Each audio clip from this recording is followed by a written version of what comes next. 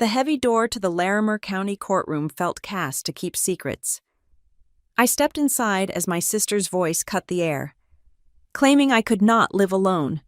They sat there, my parents, my sister, their lawyer like a council that had already voted on my life.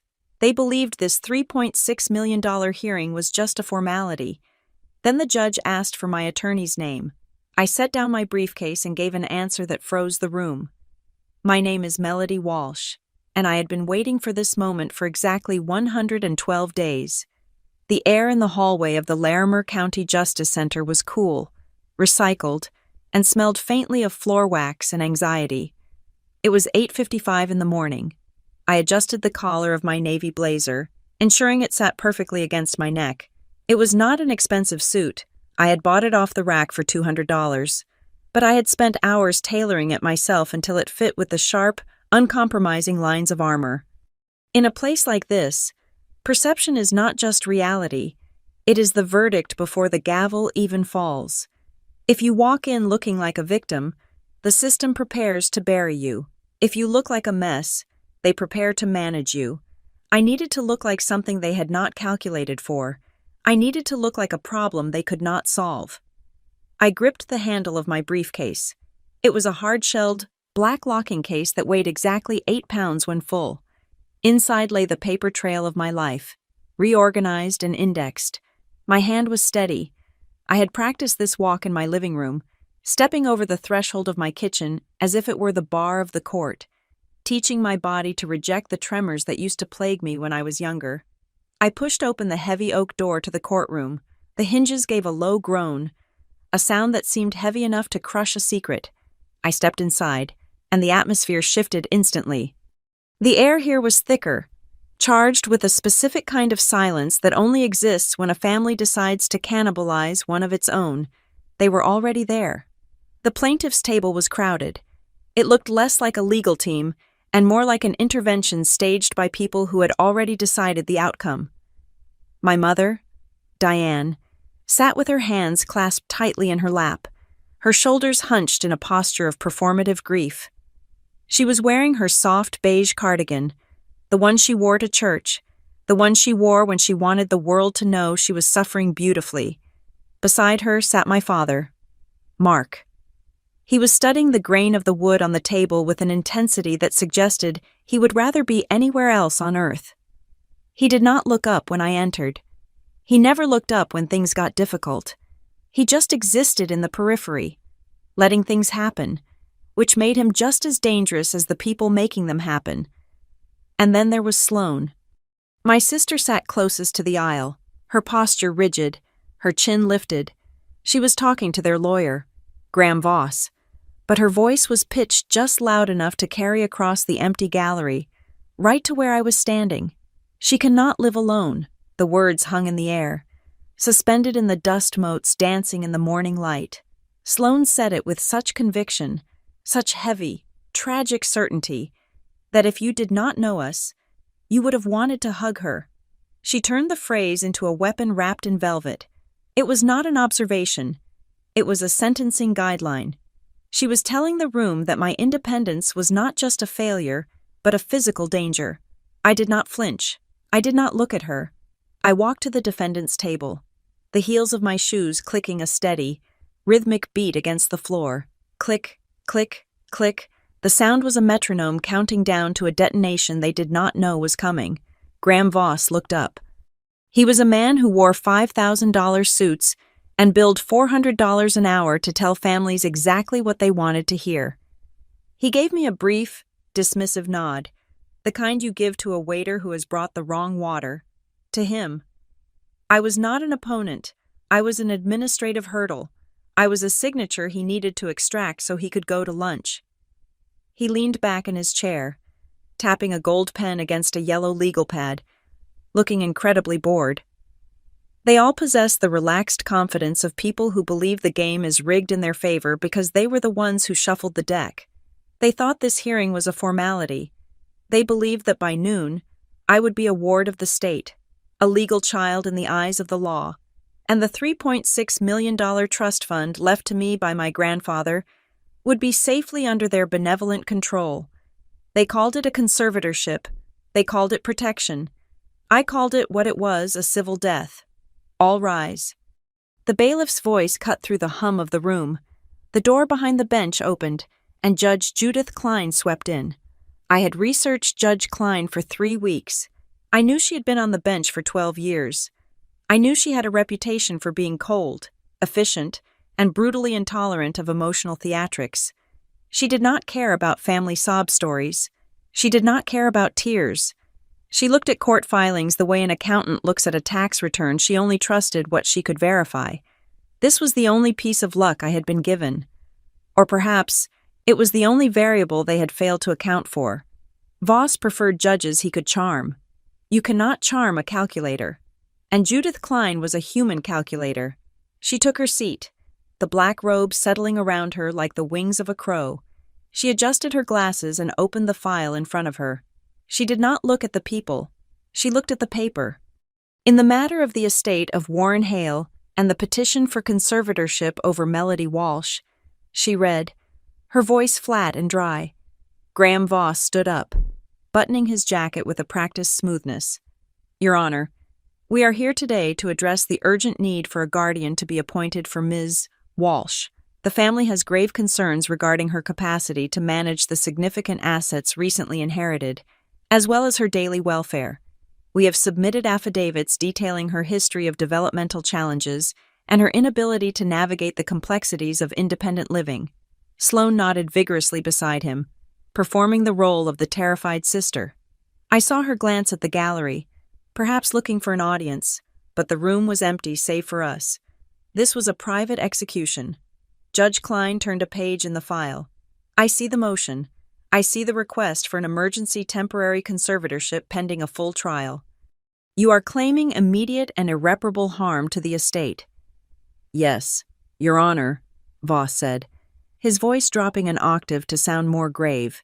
The assets in question total approximately $3.6 million, primarily in complex agricultural land leases and water rights. Ms. Walsh has no experience in these matters. Furthermore, her medical history suggests she is susceptible to undue influence and lacks the executive function to handle sums of this magnitude. We are simply asking to step in, as her loving family, to ensure she does not lose everything. He made it sound so reasonable. He made it sound like they were doing me a favor by taking away my autonomy. I sat perfectly still. My hands rested on the cool leather of my briefcase. I could feel the texture of the handle against my palms. I focused on my breathing. In for 4 seconds, hold for 4 seconds, out for 4 seconds. When I was a child, noises used to hurt me.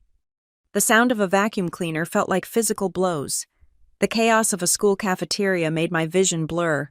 My family had taken those moments, those sensory overloads, and cataloged them. They had saved every meltdown, every moment of confusion, every time I had retreated into silence, and they had built a cage out of them. They had spent 30 years curating a museum of my weaknesses, and today, they were selling tickets. Voss continued, confident and smooth. We believe a quick resolution is in everyone's best interest. Ms. Walsh's fragile. We want to spare her the stress of a prolonged legal battle. Fragile. The word landed on the table between us. I looked at the dark wood of the defense table. I saw the scratches in the varnish where other defendants had likely gripped the edge in desperation. I was not desperate. I was cold. I was a glacier that they had mistaken for an ice cube. Ms. Walsh, Judge Klein's voice snapped me back to the present. She was looking at me over the rim of her glasses. Her eyes were sharp, intelligent, and completely devoid of pity. Yes, Your Honor, I said. My voice was steady. It did not shake.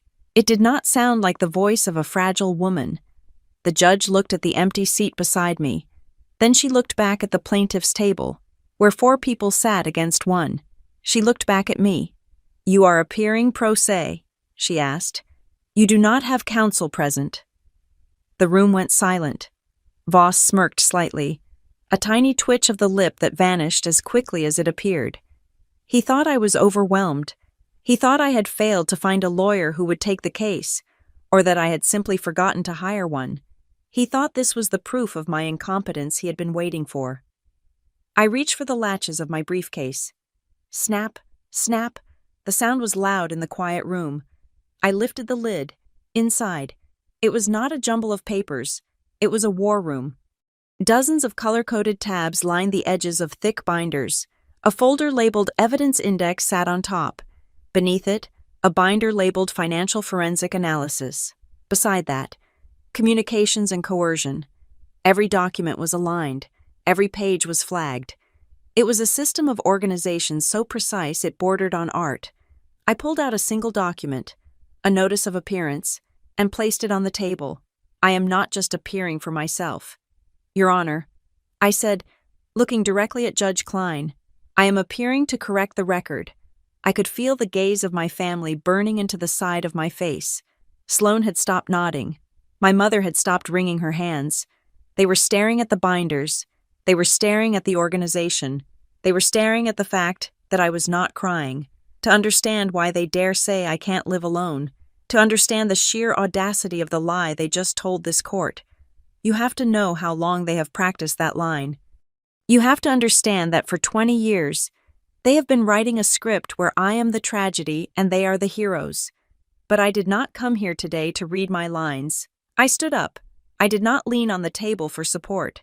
I stood with my weight evenly distributed, my shoulders back, occupying the space that the law says every citizen is entitled to occupy. I looked at the judge, and for the first time, I allowed a small, cold smile to touch my lips. It was not a smile of happiness. It was the smile of someone who has just realized that the trap they walked into was actually a trap they had set themselves. They came here to discuss my inability to manage $3.6 million. They came here to discuss my mental state. But as I laid my hand on the binder marked Exhibit A, I knew we were about to discuss something very different. We were about to discuss theft. We were about to discuss fraud. And we were about to discuss exactly what happens when the person you thought was a victim turns out to be the only one in the room who kept the receipts.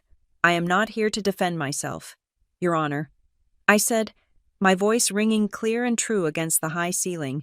I am here to dismantle them. I was 7 years old when I realized that my name was usually followed by a sigh. It was a specific sound, a sharp intake of breath through the nose, followed by a long, deflating exhale, as if my very existence was exhausting the oxygen supply in the living room.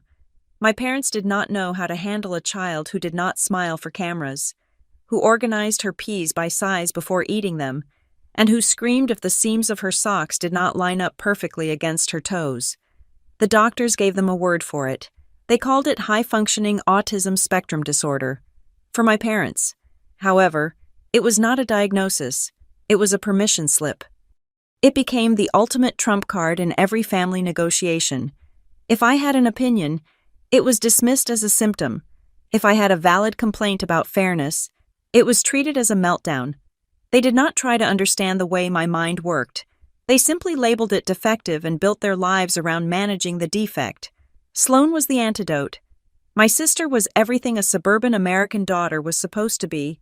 She was loud, she was colorful, and she required very little interpretation. Sloan brought home cheerleading trophies and boyfriends who wore varsity jackets. She was on the front page of the local community gazette for organizing food drives that she only attended for the photo opportunity. When Sloan walked into a room, my parents lit up. When I walked in, they turned down the volume on the television and asked if I had taken my medication. They loved the story of Sloan. She was the hero. I was the plot twist they wished they could edit out. They told the neighbors that Melody was special, using that patronizing tone that suggests a burden being nobly borne. They never saw that my quietness was not emptiness, it was observation. While Sloan was learning how to charm people, I was learning how to count them. I found sanctuary in the one place where charm held no currency. Every Saturday morning, at exactly 7 o'clock, a dusty Ford pickup truck would pull into our driveway. My grandfather, Warren Hale, would sit behind the wheel, the engine idling with a rough, rhythmic chug that I found incredibly soothing. He did not come inside to drink coffee or make small talk with my father. He just waited. I would run out the door with my backpack, and we would drive north, leaving the manicured lawns of Fort Collins for the flat, open plains of Weld County. Grandpa Warren was not a warm man. He did not hug. He did not ask me how school was, because he knew school was a hellscape of noise and illogical social rules. He treated me like a small, serious adult. He was a man of the earth, but more importantly, he was a man of the ledger. His farmhouse kitchen was not a place for cooking. It was an office.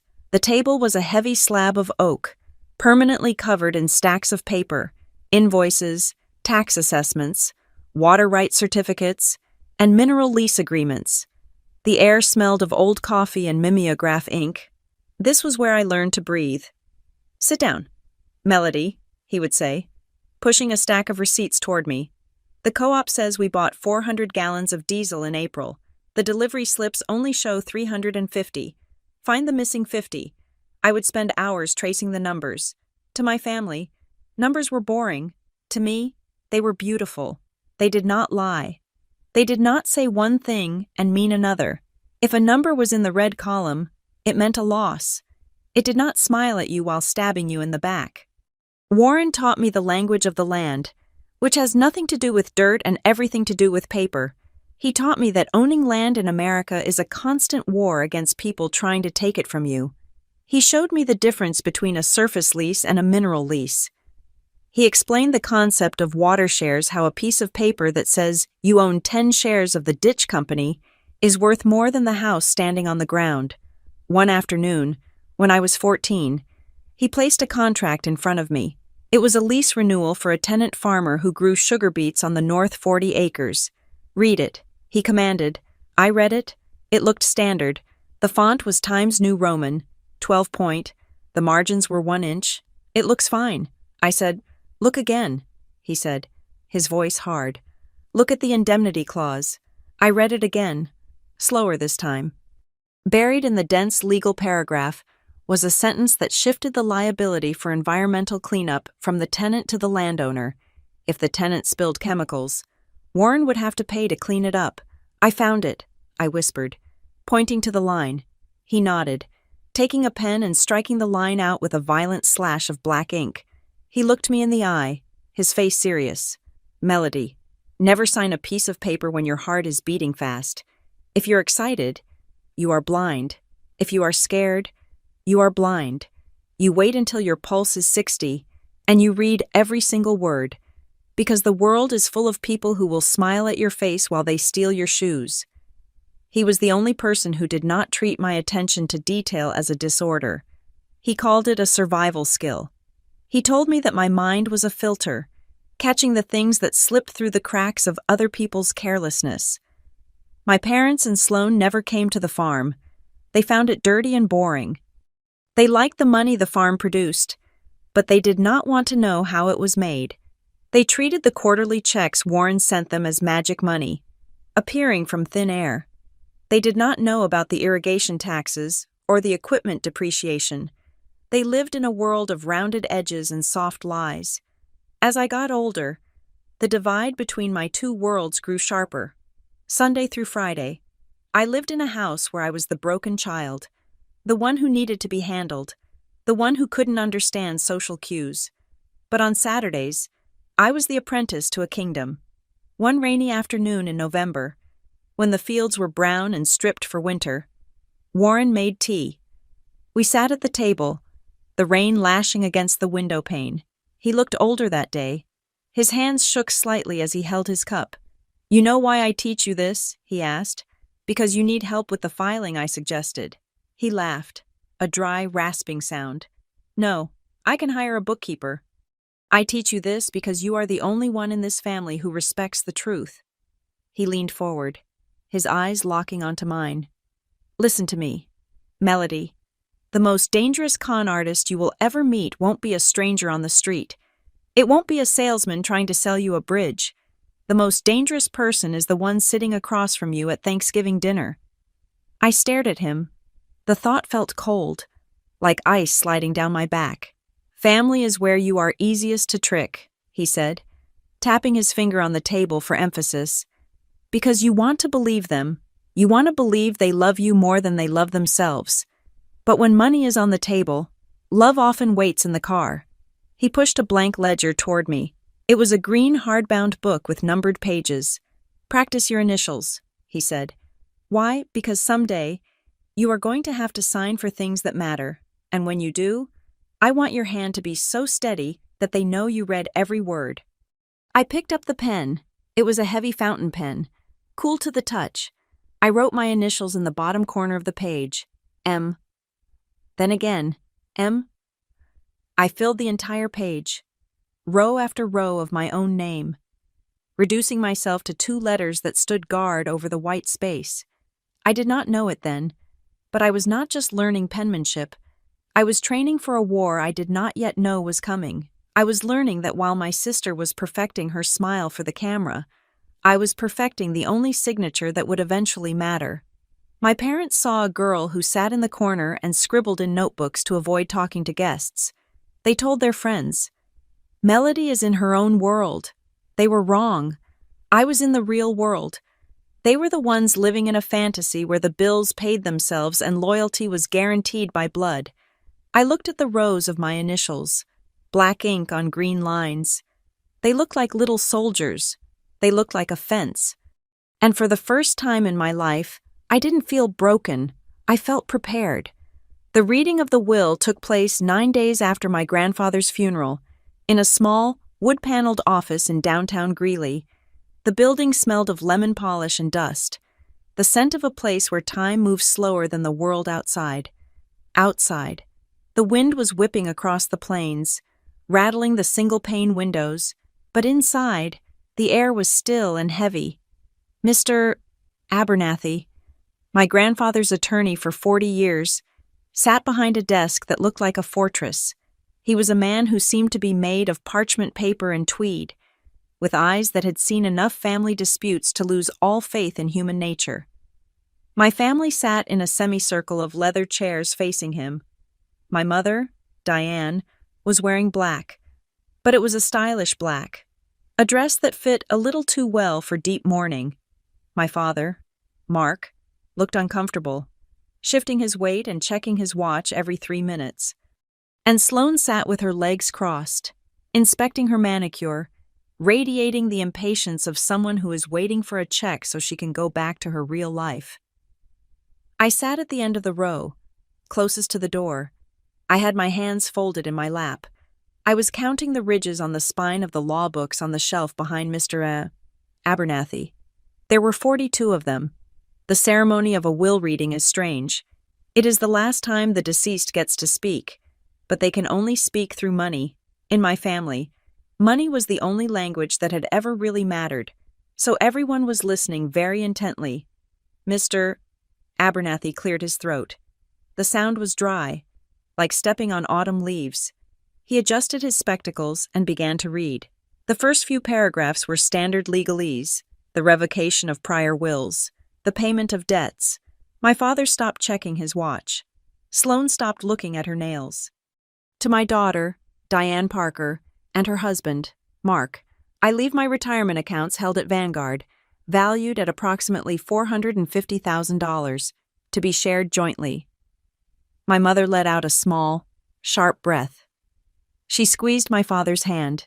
It was a decent sum. It was enough to pay off their mortgage and buy a new car. But it was not life-changing wealth. It was comfortable. I saw a flicker of disappointment in my father's eyes, but he masked it quickly with a solemn nod. To my granddaughter, Sloane Parker, Mr. Abernathy continued, his voice devoid of inflection. I leave the vacation condominium in Breckenridge, including all furnishings and the current active timeshare agreement associated with the property. Sloane smiled. It was a bright, victorious smile. A condo in Breckenridge was a status symbol. It was a place to take friends for ski weekends, a backdrop for social media photos. She leaned over to my mother and whispered something that looked like I knew it. She looked satisfied. She thought she had won the game. Mr. Abernathy turned the page. The paper made a loud scraping sound in the quiet room. He looked up over his glasses, and for the first time, his eyes landed on me. To my granddaughter, Melody Walsh. He read, The room went absolutely silent. The air pressure seemed to drop. I leave the entirety of the Hale Agricultural Trust. Sloane's smile faltered. She frowned, confused. She did not know what the Hale Agricultural Trust was. She knew Grandpa had a farm, but to her, a farm was just dirt and old tractors. This trust includes the 320 acres of prime agricultural land in Weld County, the mineral rights associated with said land, and most critically, the senior water rights designated under the Big Thompson Decree. Furthermore, Melody Walsh is to be named the sole beneficiary and the sole trustee, with full executive authority over all leases, assets, and income streams. Mr. Abernathy paused. He looked down at the document to read the valuation, a number that had been updated just 2 weeks prior to my grandfather's death. The current estimated value of the trust assets is $3,600,000. The silence that followed was not the silence of peace.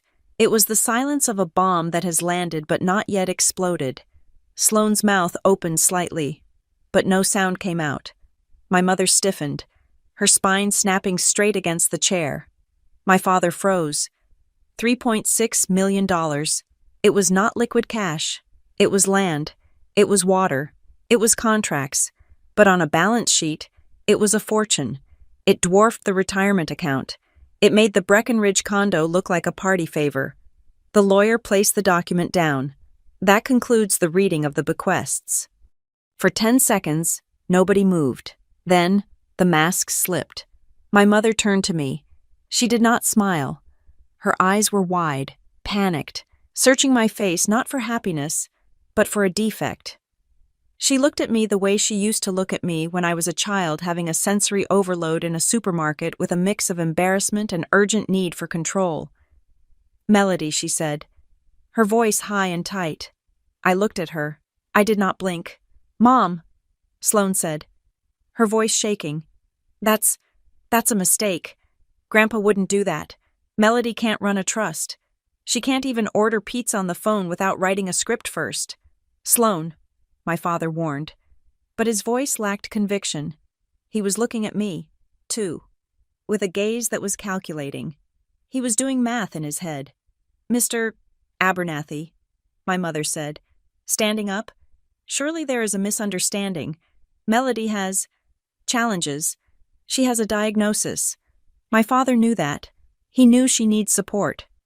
He wouldn't burden her with something this complex. It's cruel." That was the word she chose. Cruel. She framed the inheritance of $3 million not as a gift, but as an act of aggression against my fragility. Mr. Abernathy looked at my mother with a bored expression. Mr. Hale was quite specific. Mrs. Parker. He was of sound mind. He explicitly stated that Melody was the only one who understood the books. "But she's never lived alone," Sloane burst out. Her face was flushing red. "She's autistic. For God's sake. You can't just hand her a corporation. I am sitting right here." I said. My voice was quiet. But in the small room, it sounded like a gunshot. They all turned to look at me. It was as if the furniture had suddenly started speaking. "I know what the assets are," I said, keeping my eyes on the lawyer. "I know the lease terms for the sugar beet contracts. I know the renewal date for the water shares is January 15th. I know the tax liability." My mother let out a laugh. It was a breathless, nervous sound. "Oh, honey, knowing a few dates isn't the same as managing an estate. It's too much stress. You know how you get with stress. You shut down. We can't let you ruin your health over this." She reached out and placed her hand on my arm. Her palm was damp. It was the touch of a predator testing the fence. "We will help you. Melody," she said, her voice dropping into that soothing, condescending register she used when she wanted me to do something I hated. "We can petition to have the trust managed by the family. We can set it up so you just get a monthly check. You won't have to worry about anything. You can just be you." I looked down at her hand on my sleeve. The fabric of my blazer was cheap polyester, but her hand felt like a heavy iron weight.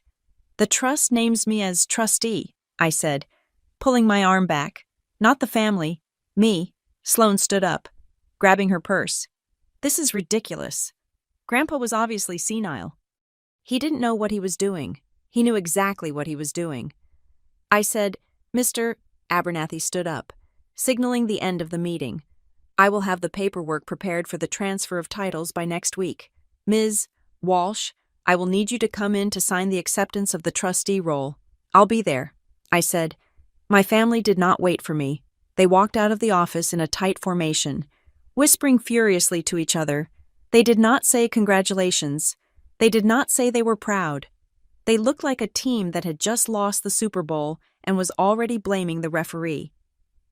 I walked out 5 minutes later. The wind outside had picked up. It bit at my cheeks. I walked to my car. A 10-year-old sedan with a dent in the rear bumper. I sat in the driver's seat and locked the doors. The silence inside the car was absolute. I put my hands on the steering wheel. I gripped it until my knuckles turned white. $3.6 million. My phone buzzed in my purse. Then it buzzed again, and again. A rapid-fire staccato of vibrations. I picked it up. It was the family group chat, the one named Parker Family Events. It had been silent since Christmas. Diane added Graham Voss to the group. "Diane, we need to meet tonight. Dad's house, 7 p.m. Emergency. Sloan. I'm calling Graham now. We have to fix this before it gets filed. Mark Melody. Don't sign anything until we talk. We're doing this for you. Sloan." She's not answering. She's probably panicking. I stared at the screen. They were not worried about my panic. They were worried about my power. For 33 years, I had been the broken thing that needed to be carried. I was the tax write-off. I was the good deed they performed to look like saints. But now, the broken thing held the checkbook, and that terrified them. They didn't fear that I would lose the money. They feared that I would keep it. A memory surfaced, sharp and clear. It was from 2 years ago. I was in the farmhouse kitchen with Grandpa Warren. He had been holding a metal lockbox, an old, dented thing that looked like a tackle box. It was gray and scratched. He had tapped the lid with his fingernail. "Melody," he had said, "the world runs on copies. Copies of receipts, copies of deeds, copies of promises. But when the storm comes, copies blow away." He had looked at me, his blue eyes watery but fierce. "Always keep the originals," he said, "and keep them where only you can find them. Because people can argue with a copy. They can say a copy was altered, but the original is the truth." He had put the box on the top shelf of the pantry, behind the jars of pickled beets. I looked at the text messages flooding my screen. "Diane Melody. Are you reading this? Answer us. Sloan. We are just trying to protect you. Protect me." That was the word they used to wrap the knife. I put the phone down on the passenger seat. I did not reply. I started the car. The engine coughed to life. I was not going to my parents' house at 7 o'clock. I was going to the farm. I needed to get that metal box. As I pulled out of the parking lot and turned onto the highway, I watched the city of Greeley fade in the rearview mirror. The sun was setting, casting long, bruised shadows across the fields. I realized then that my grandfather had not just left me an inheritance. He had left me a test. He knew this would happen. He knew they would come for me. He had given me the weapon, but he had left it up to me to pull the trigger. I wasn't rich. I was a target. And as the first stars began to appear in the cold Colorado sky, I realized something else. I wasn't scared. My heart rate was steady. My breathing was even. They thought I was the same Melody who covered her ears when the fire alarm went off. They didn't know that I had spent every Saturday for 20 years learning how to spot a wolf in sheep's clothing. I signaled left, merging onto the county road that led to the darkness of the plains. Let them have their emergency meeting. Let them plan. I had a head start, and I knew where the bodies were buried, or at least where the receipts were hidden. The living room of my sister's house was a study in aggressive neutrality. Everything was beige, cream, or a shade of white that dared you to exist near it. It smelled of vanilla candles and surface cleaner. A scent that was meant to be welcoming but always made my throat feel tight. I stood in the entryway, clutching the strap of my purse, looking at the scene they had arranged for me. It was theater. It was a set piece designed to make a mugging look like a hug. My mother, Diane, was sitting on the love seat, clutching a throw pillow as if it were a shield. My father, Mark, stood by the fireplace, staring intently at a framed photo of Sloane and her husband skiing, avoiding the room, avoiding me. Sloane sat in the armchair, her posture perfect, her face composed into a mask of deep, sisterly concern that usually preceded her asking for money. And there was Graham Voss. The lawyer was sitting on the sofa, his briefcase open on the coffee table. He should not have been there. It was 8:30 on a Tuesday night. Lawyers do not make house calls for middle-class families unless there is a body to hide or a fortune to steal. Seeing him there, in his charcoal suit that cost more than my car, confirmed everything my grandfather had warned me about. This was not a family meeting. It was an ambush. "Come in, Melody," my mother said, her voice trembling slightly. "Sit down. We have some peppermint tea." I did not want tea. I walked into the room but did not sit. I stood near the edge of the rug, keeping the exit in my peripheral vision. "What is this?" I asked. "We just want to talk," Sloane said, gesturing to the empty spot on the sofa next to Voss. "We are worried about you." The will reading was, "A lot. We know how overwhelmed you get when things change. I am not overwhelmed." I said, "Please, Melody." My father said. He still did not look at me. "Just listen to what Mr. Voss has to say. He has a solution that works for everyone." I looked at the coffee table.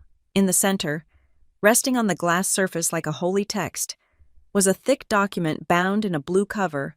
A yellow sticky note flagged the bottom of the first page. I sat down, not because I wanted to, but because my legs felt suddenly heavy. I reached for the document. Voss smiled. It was a practiced expression, involving only the lower half of his face. "Melody," he began, his voice smooth and low, like a radio host late at night. "We have drafted a document that we believe secures your future. We are calling it the Family Protection and Asset Stewardship Agreement." The title sounded lovely. It sounded safe. I opened the cover. The text was dense, but I had spent years reading agricultural leases that were far more boring than this. I scanned the first paragraph, then the second. My eyes latched onto keywords that jumped off the page like warning flares. Irrevocable transfer, co-trustees, monthly stipend, supervisory discretion. I turned the page. Paragraph 4 was bolded. "Given the beneficiary's diagnosis of autism spectrum disorder and the associated historical challenges with executive function and social communication, the family agrees to assume full administrative control of the trust assets to prevent mismanagement, fraud, or loss." I felt a cold flush rise up my neck. They had put it in writing. They had taken the diagnosis that I struggled with, the thing that made loud noises painful and small talk impossible, and they had weaponized it into a legal argument for incompetence. "So," I said, looking up from the paper, "you want me to give you the trust?" Voss shook his head gently, as if correcting a slow child. No. You still own the trust, technically, but Diane and Sloane would step in as co-trustees. They would handle the burden, the taxes, the leases, the lawyers. You would receive a guaranteed monthly allowance of $2,000. You would be safe. You would never have to worry about a bill again. $2,000. The monthly income from the sugar beet leases alone was $14,000. The water rights brought in another $80,000 a year depending on the drought levels. They were offering me pennies on the dollar and calling it charity, and if I don't sign, I asked. The room went very quiet. The vanilla scent seemed to get stronger, cloying and thick. Voss leaned forward. He clasped his hands together. "Melody," he said, and his voice lost its softness. It became hard and flat. "If you do not sign this agreement tonight, we are prepared to file a petition with the Larimer County Court." "A petition for what?" "For emergency conservatorship," he said. "We will argue that you lack the capacity to manage your own affairs. We have your medical records. We have affidavits from your family. We will ask the court to freeze the assets and appoint a guardian." He paused, letting the threat sink in. "That process is public. Melody, it is messy. It will require psychological evaluations. It will be humiliating. We are trying to save you from that. We are trying to keep this in the family. I looked at my parents. My mother had tears in her eyes. We just don't want you to be taken advantage of. Honey, she sniffed. You know you're too trusting.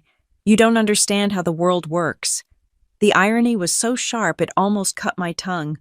They were afraid I would be taken advantage of, so they were rushing to be the first ones to do it. I looked at my father. Dad, I said. He finally looked at me. His face was gray. He looked tired. He looked like a man who had been told what to do for 30 years and had forgotten how to say no. It's too much money. Mel, he muttered, it's too much responsibility. You can't handle the stress. Remember when you quit the choir because the robes were too scratchy? Remember how you panic in crowds? This isn't a checkbook. It's a corporation. He was using a sensory processing issue from when I was 12 to justify taking $3 million from me when I was 33. I looked at Sloane. She was not crying. She was not looking away. She was glaring at me with open hostility. Just sign the paper. Melody, she snapped. Stop being difficult. You always have to make everything a production. You can't live alone. You can't even handle a trip to the grocery store without wearing those stupid headphones. How do you plan to manage $3.6 million? You'll lose it in a month, or someone will scam you. I looked down at the document again. I saw the yellow sticky flags marking every place I needed to sign. There were 6 of them. They had pre-marked them. They had brought the pen. They had assumed that the pressure, the presence of a lawyer, and the sheer weight of their collective disappointment would crush me. They were working off an old blueprint. They were trying to bully the version of me that existed before Grandpa Warren taught me how to read a contract. I reached into my purse. Here we go. Sloane sighed. She thinks she's going to call the police. I did not call the police. I pulled out my phone and opened the camera. I held the phone over the document. What are you doing? Voss asked, his voice sharp. I snapped a photo of the first page.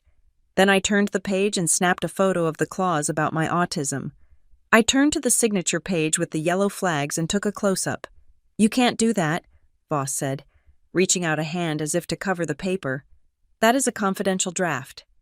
It is a settlement offer, I said, my voice steady. I am documenting the terms. I stood up. My knees were shaking, but I locked them so nobody could see.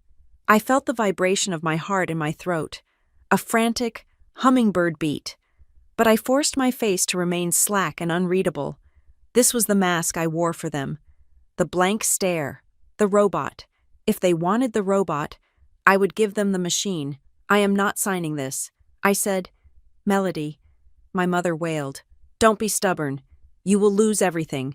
The court will take it all. The court is a place of law. I said, this house is a place of coercion. Sloane stood up, her face twisting. You ungrateful little brat. We are trying to help you. You have no idea what you are doing. You are going to destroy Grandpa's legacy. I looked at her. I looked at the sister who had received the condo and the praise and the perfect life, and who was now furious because she could not have the one thing that had been given to me. Grandpa's legacy was accuracy, I said, and he created this trust so that no one could touch it but me. He didn't forget you. Sloane, he just knew you. The silence that followed that sentence was total. It was the silence of a bridge collapsing. I turned to Graham Voss. You said you would file in 72 hours. He narrowed his eyes. He realized then, I think, that he had miscalculated. He had expected a frightened girl. He was looking at a woman who was memorizing his face. We will file, he said cold, and we will win, and you will be declared incompetent, and I will make sure the court knows you refused a generous family settlement. Do what you have to do, I said. I turned and walked toward the door. My back felt exposed. I expected them to grab me. I expected my mother to throw herself at my feet. I expected my father to finally shout, but they did nothing. They just watched me go, paralyzed by the fact that the script they had written was not being followed. I opened the front door. The cool night air hit my face, shocking and sweet. I stepped out onto the porch and closed the door behind me. The sound of the latch clicking into place was the loudest sound I had ever heard. It sounded like the end of my childhood, I walked to my car. I did not run. I unlocked the door, got in, and locked it immediately. Only then did I let out the breath I had been holding. My hands were trembling so hard, I could barely put the key in the ignition. I dropped my head against the steering wheel and gasped for air. They were going to do it. They were actually going to do it. They were going to drag me into a courtroom and strip me of my rights because they wanted the water shares. My phone buzzed on the passenger seat. I picked it up. A text message from Sloan. "You will be back. You can't do this alone. You know you can't." I stared at the screen. The glowing letters blurred as my eyes filled with angry, hot tears. She was right about one thing. I couldn't do this alone. Not the way they played the game. They had money. They had a lawyer. And they had the lie that they were a loving family. I put the car in reverse. I backed out of the driveway, leaving the beige house with the vanilla candles behind me. I drove toward the darkness of the county road, toward the only place where I could think. Sloan thought this text was a leash. She thought it would snap me back to her side. But as I drove, the fear began to crystallize into something harder, something sharp and dangerous. I wasn't going back. I was going to war, and to win a war. I needed more than just courage. I needed evidence. I touched the pocket of my blazer where my phone sat, holding the photos of the Family Protection Agreement. That was Exhibit A. Now, I needed to find the rest. The envelope arrived on a Thursday afternoon. It was brought by a mail carrier I had known for 3 years, a man named Gary who usually smiled and commented on the weather. Today, he did not smile. He held out a handheld scanner and asked me to sign my name. His eyes fixed on a point somewhere over my left shoulder. He knew what a certified letter from a law firm usually meant, in a small town, or even a city that feels like one. Bad news has a specific weight that people can sense through the paper. I took the envelope. It was heavy. It felt dense, like a brick wrapped in white paper. The return address was embossed in black ink Voss. Miller Associates. I carried it into my kitchen and placed it on the counter. My heart was beating a slow, heavy rhythm against my ribs, a thudding sensation that I could feel in my fingertips. I did not open it immediately. I made a cup of black tea. I lined up my coasters. I checked the time. It was 4:14 in the afternoon. Only when the environment was controlled did I pick up the letter opener. 38 pages. That is how many sheets of paper it takes to dismantle a human being. The document was titled, "Petition for Appointment of Conservator and Guardian for an Adult." Beneath that, in capital letters that seemed to shout from the page, was my name, Melody Walsh. Respondent. I sat down and began to read. The language was cold, sharp, and surgically precise. It described a woman I did not recognize, a helpless creature who was a danger to herself and her assets. It was a story about me, written by people who had spent their lives ignoring me. Paragraph 7 was the first blow.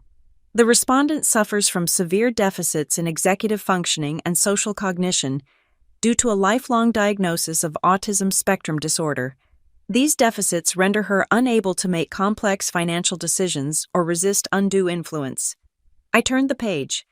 Paragraph 9 was the second blow, and it hit harder because it was a lie wrapped in professional credentials. Exhibit B, Psychiatric Evaluation by Dr. Aris Thorne. I stopped. I stared at the name, Dr. Aris Thorne. I had never met a Dr. Aris Thorne. I had never sat in a chair across from him.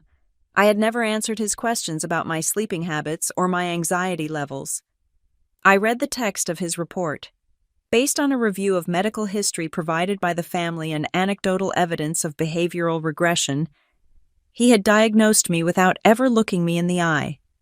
He had declared me incompetent based on a file curated by Sloan and my mother. He wrote that my rigidity and obsessive focus on details were signs of pathology, not competence. He called my quietness catatonia. He called my organization compulsion. Then came the pictures. They had attached Exhibit C. It was a photocopy of a series of photographs. The quality was grainy, but the humiliation was high definition. The first photo was from a 4th of July barbecue 3 years ago. I was sitting on a lawn chair, wearing large, industrial-grade noise-canceling headphones. My eyes were closed. In the background, people were laughing and holding beers. The caption beneath the photo read, "Respondent disassociating during normal social gathering, unable to interact with peers." They did not say that the fireworks had started early. They did not say that the decibel level was physically painful to me. They did not say that by wearing the headphones, I was practicing self-regulation so that I could stay at the party instead of leaving. They framed my solution as the problem. The second photo was even worse. It was a candid shot taken inside my apartment, likely by my mother during a surprise visit. I was sitting on the floor of my living room, surrounded by piles of tax documents I was organizing. I was rocking slightly back and forth, a stimming behavior I used when I was concentrating deeply. The caption read, "Respondent exhibiting regressive, childlike behavior amidst chaotic living conditions." Chaotic. I looked at the photo. The piles were arranged by year. They were perfectly aligned, but to the untrained eye, to a judge who did not know me, it just looked like a woman on the floor surrounded by paper, rocking like a disturbed patient. They were not just lying, they were remixing the truth to play a song of madness. My phone buzzed. It was a notification from Facebook. I rarely used the platform, but I had kept an account to monitor community news. Sloan Parker posted in Fort Collins Community Watch. My stomach twisted. I opened the app. There was a picture of Sloan and me from when we were children. I was looking away from the camera. She was hugging me protectively. The text of her post was a masterclass in weaponized pity. "Friends and neighbors, our family is going through a heartbreaking time. We are fighting to protect my sister's future and our grandfather's legacy. Mental health is a silent battle, and sometimes, love means making the hard decisions to keep someone safe from themselves. Please pray for the Parker Walsh family as we navigate this legal journey. We only want what is best for Melody." It had been up for 40 minutes. It already had 112 likes. The comments were pouring in. "You are such a good sister. Sloan, so brave of you to step up. I know how hard it is to care for special needs family members. God bless you. Let us know if you need anything. Protect that legacy." I felt a wave of nausea. She had not named the lawsuit, but she had planted the seed. She had framed the narrative to the town. I was now the special needs sister who needed saving. Sloan was the martyr. If I fought back, I would look like the ungrateful, unstable burden attacking her savior. She was trying to win the jury pool before we even selected a jury. I put the phone down. I needed to go to work tomorrow. I needed to be normal. I worked as a risk analyst for Summit Vale Assurance Partners, a mid-sized insurance firm. My job was to look at data and predict disaster. I was good at it because disaster was the only variable I ever expected, but disaster arrived faster than I predicted. The next morning, at 9:15, my office phone rang. It was the director of human resources. Her name was Linda, and she had always been kind to me in a distant, professional way. "Melody, could you come to my office? Please, bring your badge. Bring your badge." Those 3 words are the corporate equivalent of a loaded gun. I walked to her office. The fluorescent lights hummed overhead. My colleagues were typing, drinking coffee, complaining about the weather. They did not know that I was walking toward the guillotine. Linda was not smiling. She was sitting behind her desk, and there was a man I did not recognize standing by the window. He looked like legal counsel. "Melody, please sit down," Linda said. I sat. I folded my hands. "We have received some concerning information," Linda began. She looked uncomfortable. She shuffled a paper on her desk. "It has come to our attention that there is a significant legal filing involving your capacity." How I asked. The filing was only 24 hours old. These things are public record. "Melody," the man by the window said, "and in our industry, reputation is currency. We handle sensitive financial data for clients. We cannot have an employee who is publicly being adjudicated for financial incompetence. It is a petition." I said, my voice steady. "It is not a verdict. My family is attempting to take control of an inheritance. It is a dispute. It has nothing to do with my performance here." "We know," Linda said, her voice softening. but the allegations are serious. They claim you are unable to manage your own affairs. Until this is resolved, Summit Vale feels it is best to place you on administrative leave. Paid, I asked. Unpaid, the man said. Given the nature of the risk, the room seemed to tilt. Unpaid leave. They were cutting off my supply line. My family had argued in the court papers that I could not support myself, and by filing the papers, they had ensured that I couldn't. It was a self-fulfilling prophecy engineered with military precision. I stood up. I took my badge off my lanyard and placed it on the desk. I will be back, I said, and when I return, I will expect back pay. I walked out of the building. I did not say goodbye to anyone. I saw people looking at me whispering.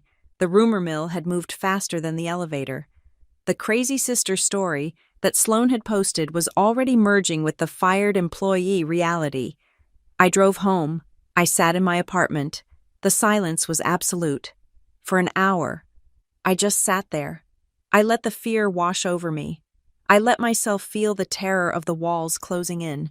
I had $3.6 million in assets I couldn't touch, and $0 coming in to pay my rent. Then, the hour ended. I stood up and went to my bookshelf. I pulled down a binder. If they wanted to use the law to crush me, I would have to become the law. I opened my laptop. I did not go to social media. I went to the Colorado Revised Statutes. I typed in Title 15, Article 14, Protective Proceedings. I read for 6 hours. I stopped only to drink water. I learned the definitions. Incapacitated person. Least restrictive alternative. This was the key. The law stated that a conservatorship could only be granted if there were no other means to manage the assets. It stated that the burden of proof was clear and convincing evidence. That is a high bar. It is higher than preponderance of the evidence. It means the judge has to be almost entirely certain. They had photos of me wearing headphones. They had a doctor who had never met me. They had a narrative. I had data. I went to my filing cabinet. I pulled out every file I had kept for the last 10 years. I started a new binder. I labeled it Capacity Evidence, Tab 1 Housing. I printed out 8 years of rent payment history. Not one late fee.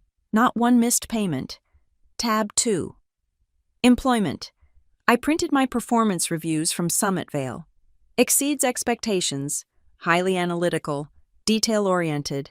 The very traits they called a disability in the petition were the traits my employer had praised for 5 years until today. Tab 3 Taxes. 7 years of federal and state returns. Filed and paid. Tab 4 Vehicle. Registration.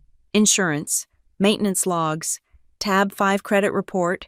Score 812. I looked at the pile. It was boring. It was mundane. It was the paper trail of a boring, responsible adult, and that was exactly why it was lethal. You cannot declare someone incompetent just because they are weird. You cannot take away their rights just because they don't like parties. You have to prove they are failing to survive. I looked at the stack of documents. My fear was gone. It had been replaced by a cold, hard rage. It was a clean feeling, like the air before a snowstorm. Sloan wanted prayers. My parents wanted control. Graham Voss wanted his billable hours. They thought they were dealing with a frightened daughter who would crumble under the weight of 38 pages of legal threats. They thought I would sign their protection agreement, just to make the pain stop. I picked up the black marker. On the cover of my new binder, I wrote, Exhibit D Reality. I was not going to hire a lawyer to speak for me. Not yet. I was going to do the work myself. I was going to construct a mirror so perfect that when they looked into it in court, they would see exactly who the thieves really were. The sun went down, casting long shadows across my living room floor. I didn't turn on the lights. I sat in the dark, the glow of my laptop illuminating my face. If they wanted to tell a story about me, I would let them. But I would be the one to write the ending. I picked up the certified envelope again. I looked at the date of the hearing. It was 3 weeks away. 3 weeks. That was plenty of time. I opened a new spreadsheet. I titled it, The Counterattack. Row 1. Investigate Dr. Aris Thorne. Row 2. Audit grandfather's accounts prior to death. Row 3, survive. I hit save. The metal box sat on my kitchen table like an unexploded ordnance. It was a dull, battleship gray, scratched by decades of being shoved onto high shelves and dragged across truck beds. To anyone else, it looked like a place to keep fishing tackle or spare drill bits. To me, it was the black box recorder of the Hale family flight path, and I was about to analyze the crash data. I had retrieved it from the farmhouse pantry 3 nights ago, just hours before my family changed the locks on the property. They had moved fast, but I had moved faster. They thought the value was in the land. They forgot the value was in the history. I closed the blinds of my apartment. It was 2 o'clock in the morning. My suspension from work meant I no longer had to wake up at 6, but my internal clock was wired to the rhythm of anxiety, so sleep was impossible anyway. I turned on the overhead light, a stark, white beam that illuminated the dust motes dancing in the air. I retrieved the key from its hiding place, taped inside the battery compartment of an old calculator I kept in my desk. Grandpa Warren loved hiding things in plain sight, if you hide it too deep. "Melody, you look guilty," he used to say. "If you hide it in the junk drawer, you just look messy." I inserted the key. The lock turned with a satisfying mechanical clunk. I lifted the lid. Inside, the smell of old paper, cedar shavings, and metallic tang drifted up. It was the smell of my childhood Saturdays. The box was not a mess. It was a library. Hanging folders were packed tight, each one labeled in my grandfather's spidery but forceful handwriting. I bypassed the tax returns from the 90s. I bypassed the equipment warranties for tractors that had long since rusted away. I went straight to the back, to a folder labeled simply Foundation. I pulled it out. Inside was the original trust document, not the photocopy Mr. Abernathy had read from, but the one with the wet ink signatures, the one where the pen had pressed into the fiber of the paper. I began to read. I had heard the terms in the lawyer's office, but hearing and seeing are different cognitive processes. Hearing is emotional, seeing is analytical. I traced the lines with my finger. Sole trustee Melody Walsh, and then, on page 14, paragraph 6, I found the trap my family had walked right into. They had been so focused on the dollar amounts that they had skimmed the boilerplate, but Grandpa didn't do boilerplate. Article 6, no contest clause. In terrorem, the Latin phrase means in fear. It was a threat written in legal code.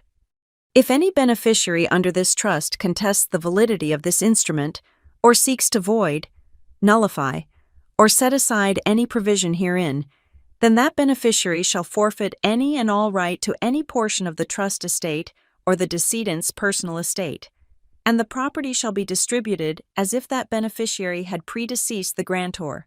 I read it 3 times. My mother, Diane, and my sister, Sloane, were currently filing a petition to remove me as trustee.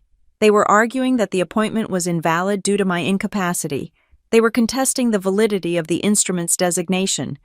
If they proceeded with a full trial to break the trust, and if I could prove they were doing it without probable cause, if I could prove they were doing it out of greed rather than genuine concern, they wouldn't just fail to get control of the $3.6 million. They would lose everything. Sloane would lose the Breckenridge condo. My parents would lose the Vanguard retirement accounts. They were betting the house to win the castle, and they didn't realize the castle was rigged to blow. I didn't smile. Smiling is for when you win. I hadn't won yet. I had just found ammunition. I set the trust document aside.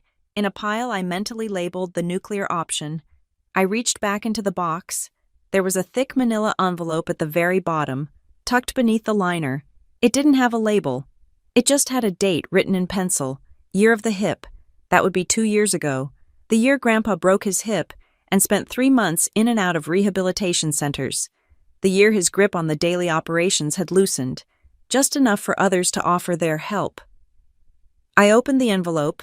It contained monthly bank statements from a secondary account, the operating reserve. This was the account used for emergencies, broken irrigation pumps, sudden hail damage, equipment failure. It usually held a float of about $200,000. I unfolded the statements chronologically. January, balance $210,000. February. Grandpa falls, admitted to Northern Colorado Medical Center. March. I looked at the transaction list for March. March 4th withdrawal, cash, $9,500. March 12th, withdrawal, cash, $9,500. March 18th, check number 402, $9,000. I frowned. The amounts were specific.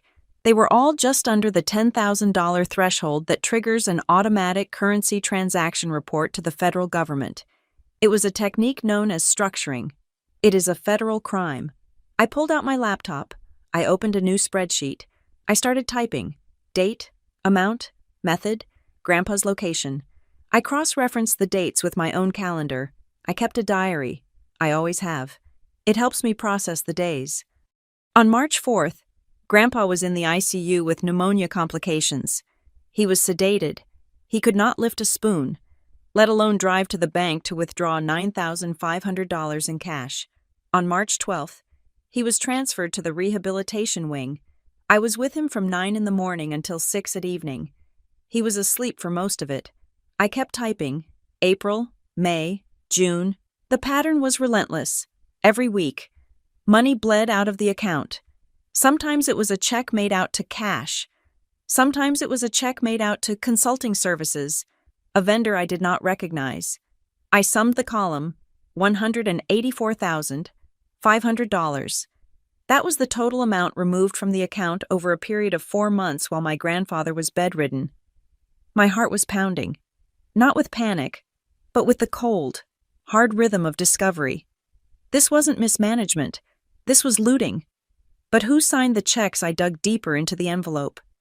Grandpa, in his infinite paranoia and wisdom, had requested the bank return the physical canceled checks. He didn't trust digital scans.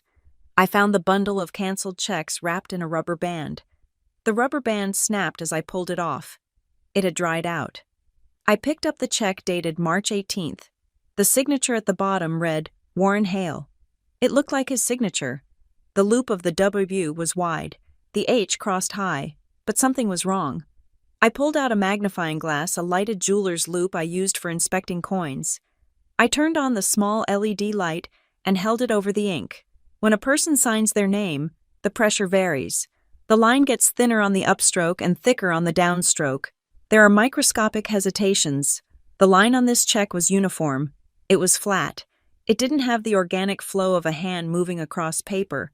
It looked drawn. I pulled out the next check. April 2nd, $9,000. I placed the April check on top of the March check and held them both up to the overhead light. They aligned perfectly. Not just similar, identical. No human being signs their name exactly the same way twice. It is a biological impossibility. The slant changes. The spacing shifts by a millimeter. But these two signatures were clones. The tail of the E ended at the exact same micron on the paper. Someone had traced his signature, or, more likely, someone had used a high-quality scanner to capture a clean version of his signature and was printing it onto the checks. I looked at the payee line on the checks made out to consulting services. The handwriting there was different. It was blocky, attempting to be disguised. But I recognized the way the letter S curled at the bottom. I had seen that S on birthday cards for 30 years. I checked the power of attorney documents in the first folder. During the period of Grandpa's hospitalization, the durable medical and financial power of attorney was held jointly by Diane Parker and Sloan Parker. My father, Mark, was listed as an alternate, effectively a figurehead. Mom and Sloan, they had access. They had the checkbook. And while Grandpa was fighting to breathe in a sterile hospital room, they were draining the emergency fund, $9,000 at a time. Why I thought about Sloan's lifestyle, the new SUV she bought that spring, the renovation on her kitchen. She told everyone it was a bonus from her husband's job. I thought about my parents, the bad investment my father had mentioned in hushed tones years ago. Had they been underwater? It didn't matter why. It mattered that they had done it. And now, the irony hit me with the force of a physical blow. They were dragging me to court, claiming I was incompetent. They were telling a judge that I, the autistic daughter, could not be trusted with money. They were painting me as a risk. Meanwhile, they were the ones who had committed felony bank fraud and elder financial abuse. They weren't afraid I would lose the money. They were afraid I would audit the books. I did not reach for the phone. I did not call the police. That is what an emotional person would do. An emotional person screams and makes accusations that can be denied. I am not an emotional person. I am a person of process. I laid the checks out on the table in a grid. I took high-resolution photographs of each one. I scanned the bank statements. I scanned the medical records showing the dates of Grandpa's sedation. I created a new digital folder forensic timeline. Then, I opened my browser and searched for a specific type of professional. I didn't want a local accountant who might know my dad from the golf course. I needed a shark. I found a firm in Denver, Vanguard Forensic Accounting. They specialized in fraud detection and litigation support. I drafted an email to inquiries Vanguard Forensic subject request for urgent analysis. Suspected forgery and dissipation of assets. Dear Sir, Madam, I am the trustee of an agricultural estate valued at $3.6 million. I am currently in possession of original canceled checks and bank statements indicating unauthorized withdrawals totaling approximately $185,000. The withdrawals occurred while the account holder was incapacitated. The signatures appear to be mechanical reproductions. I require a certified forensic document examination and a tracing of funds. I am currently facing a conservatorship petition designed to prevent me from accessing these records. Time is of the essence. I can pay your retainer immediately. I hit send. I sat back in my chair. The kitchen was cold. My tea had gone cold hours ago. I looked at the pile of paper. To the world, these were just receipts. To me, they were a map of my family's betrayal. My mother had held my hand at the funeral and cried about how much she missed him. But months before he died, she was already stripping the copper from the walls of his life. They said I couldn't live alone. They said I needed a guardian. I looked at the two signatures overlapping perfectly in the light. You chose the wrong victim. I whispered to the empty room. You thought because I don't look you in the eye. I don't see you. You thought because I don't speak much. I don't have anything to say. I carefully placed the checks back into the envelope. I put the envelope back into the metal box. I locked it. The sun was beginning to rise. The sky outside was a bruised purple, turning to gray. I had to be at the unemployment office in 3 hours to file my claim. I had to go to the grocery store. I had to live the small, quiet life they mocked. But beneath that quiet life, I was building a cage, and I wasn't the one who was going to end up inside it. My brother Evan is the baby of the family. At 21 years old, he still carries the softness of someone who has never really had to fight for his seat at the table. He has my mother's eyes and my father's passivity. While Sloane was the golden child, and I was the broken one, Evan was the audience. He was the one they protected, the one they bought cars for, the one they shielded from the ugly mechanics of how our family actually functioned. But silence is not the same as blindness. He texted me at 11 o'clock on a Friday night. It was a single line, devoid of emojis or the usual college slang he used. I need to see you. Don't tell Mom. The parking lot behind the old megaplex on Harmony Road. 20 minutes. I did not ask why. I put on my coat. I took my keys. And, because I had learned the lesson of the last few weeks, I turned on the voice recorder app on my phone and slipped it into my breast pocket. The parking lot was a vast wasteland of cracked asphalt and faded white lines. The theater had closed 3 years ago, a victim of streaming services, and now it stood like a concrete tomb against the night sky.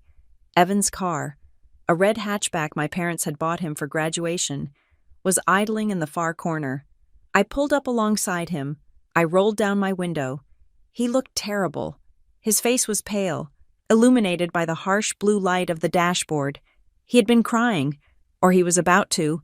He motioned for me to get into his car. I turned off my engine and climbed into his passenger seat. The air inside his car smelled of fast food and stale fear.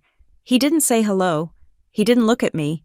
He just reached into the pocket of his hoodie and pulled out a small silver USB drive. He held it out, his hand shaking so violently that the metal cap rattled against his ring. Take it, he whispered. What is this? I asked, taking the drive. It was warm from his hand. It's everything, he said. His voice cracked. It's Project M. Project M. It sounded like a military operation. It sounded like a demolition job. I didn't wait. I had brought my laptop, my armor. I opened it, right there in the front seat of his car, the screen glowing white in the darkness. I plugged in the drive. A folder popped up. It was titled The Walsh Solution. I clicked it open. There were subfolders: legal drafts, medical, financial projections, messaging logs. I opened messaging logs first. It was an exported file from a group chat I had never been invited to. The participants were Diane, Mark, Sloan, and Graham Voss. I scrolled to the date of Grandpa's funeral. Sloan. We have to move fast. If she gets control of the accounts, she'll lock us out. She's already talking about auditing. Diane. She doesn't mean it. She's just mimicking Dad. She doesn't understand what an audit is. Graham Voss. Regardless, we need a narrative. We need to establish a baseline of incapacity before she makes any transactions. If she spends a dime, she establishes agency. We need to freeze her. I scrolled down. 2 days later, Sloan. I found the old photos, the ones from the meltdown at the state fair, and the ones where she's wearing the headphones at dinner. They're perfect. Mark. Is that necessary? It feels aggressive. Sloan. Do you want the water rights or not? Dad. If she keeps the trust, you don't get the retirement bump. Graham says we need to show a pattern of social disconnection and inability to function in public. Diane. Okay, use them, but crop out the background so it looks like she's alone.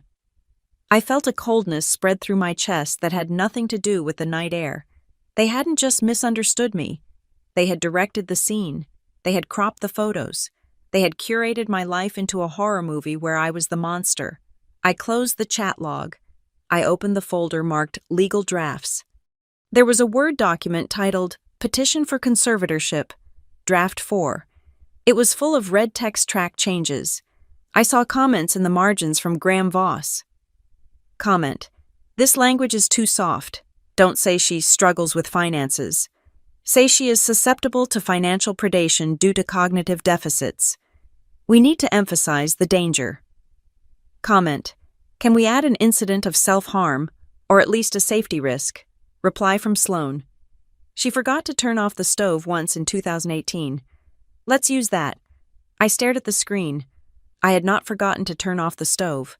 The pilot light had gone out, and I had smelled the gas and called the utility company myself. I had saved the house. In their version, I was the arsonist, but the real knife in the back was in the folder marked Financial Projections. It was an Excel spreadsheet. I love spreadsheets. I understand them better than people. But this spreadsheet made me want to vomit. It was a budget, but not a budget for the farm. It was a budget for me. Projected monthly stipend for Melody, $2,000. Trustee management fee, Sloan $4,500. Care coordination fee. Diane $3,000. Legal retainer Voss, $5,000. They had itemized my captivity.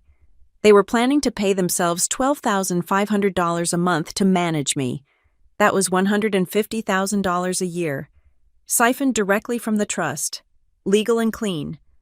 All under the guise of taking care of the helpless autistic sister. And then, I found the smoking gun. It was a screenshot of a text message from Sloan to a real estate agent in Weld County. Sloan. Once the guardianship is finalized in November, we're going to move the land assets into an LLC. We want to shield it from any future claims. Can you draft the transfer papers now? We want to sell the water rights separately. Sell the water rights. The water was the lifeblood of the land. Grandpa had fought for 50 years to keep the Big Thompson shares attached to the soil. If they sold the water, the farm would dry up and blow away. They were going to strip mine the legacy for quick cash. I closed the laptop. The silence in the car was heavy, suffocating. Evan was crying softly. He had his hands gripped on the steering wheel, his knuckles white. I didn't know about the selling, he choked out. I swear, Mel, I thought... Mom said they just wanted to help you manage the taxes. She said you would get overwhelmed and go into a shutdown. I believed them. When did you stop believing them? I asked. My voice was flat. I did not offer him a tissue. When Sloan asked for my phone password, he said, "She said she needed to check a date on an old photo, but I saw her downloading your old cloud backup, the one you shared with me when I was in high school. That's how they got the pictures of you stimming. They stole them from my account." He turned to me, his eyes red and terrified. Then I saw the group chat. They call it Project M, like you're a renovation project, or a problem to be bulldozed. They laugh about it. Mel, they laugh about how easy it is to make you look crazy because you don't talk much. I looked at my brother. I saw the guilt eating him alive, but guilt is a useless emotion unless it is converted into action. "Is this everything?" I asked. He nodded. I downloaded the whole drive. Emails, texts, the drafts. "Are you sure?" I pressed.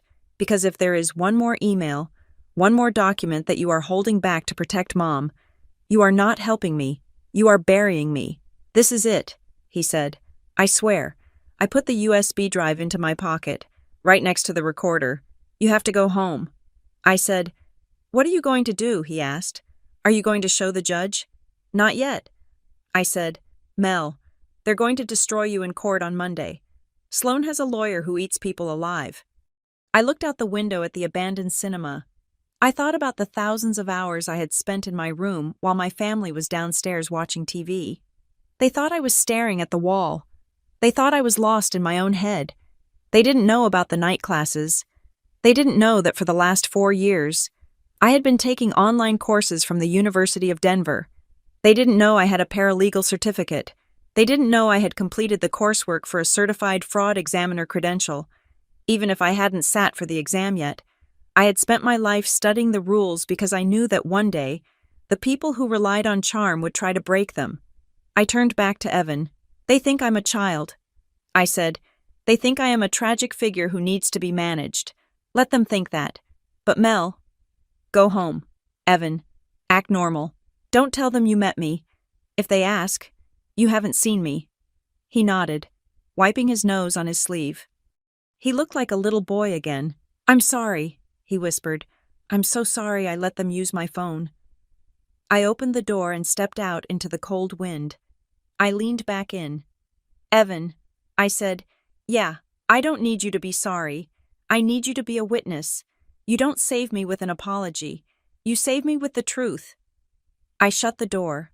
I walked back to my car, the gravel crunching under my boots. I sat in the driver's seat and locked the doors. I held the USB drive in my hand. It felt heavy, like a piece of lead. I had the bank fraud. I had the forgery. And now, I had the conspiracy. But I needed one more thing. I needed to nail the coffin shut on the medical incapacity argument. Dr. Eris Thorne, the psychiatrist who had never met me. I started the car and drove out of the lot. I didn't go home. I went to my office, not the insurance office that had suspended me, but the office I had created in the spare bedroom of my apartment. I spent the next 6 hours building the Project M dossier. I printed every screenshot. I cross-referenced the timestamps of the group chat with the dates on the legal drafts. September 12th. Sloan suggests adding self-harm to the petition. September 13th, Graham Voss adds the stove incident to the draft. It was proof of fabrication. They weren't documenting history. They were inventing it. Then, I turned my attention to Dr. Thorne. I logged into the State Medical Board database. I searched for his license. It was active. No disciplinary actions. Then I searched for his relationship to Graham Voss. It took me 2 hours of digging through LinkedIn connections and old charity gala attendee lists. And there it was. A photo from a golf tournament 3 years ago, the Voss Charity Classic. Standing next to Graham Voss, arm over his shoulder, holding a trophy, was Dr. Eris Thorne. And beneath the photo, a caption, Graham Voss, thanks his brother-in-law, Dr. Thorne, for sponsoring the 9th hole, brother-in-law. The independent medical expert was the lawyer's family. I felt a surge of adrenaline that was almost electric.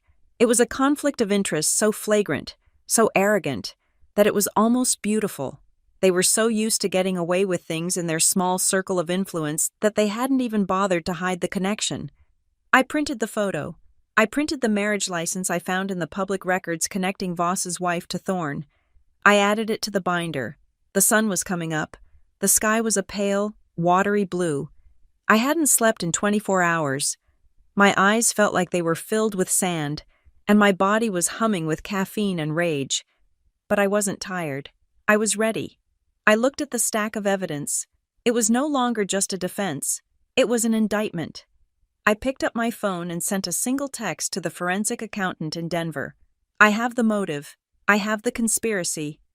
Proceed with the final report on the signatures. I need it by Monday morning. Then I went to the bathroom and splashed cold water on my face. I looked in the mirror. The woman staring back at me looked tired. She looked pale. But she didn't look broken. My family wanted a hearing. I would give them a hearing.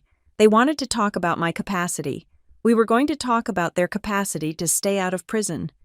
I walked back to the kitchen and made a fresh pot of coffee. The game had changed. They were playing checkers, trying to jump my pieces one by one. I was playing chess, and I had just found the queen. My living room had ceased to be a place where I lived. It had become a command center. I had pushed the sofa against the wall and moved my dining table into the center of the room. It was covered in stacks of paper, a landscape of white pulp and black ink that defined my entire existence. I went to the office supply store at 7 in the morning.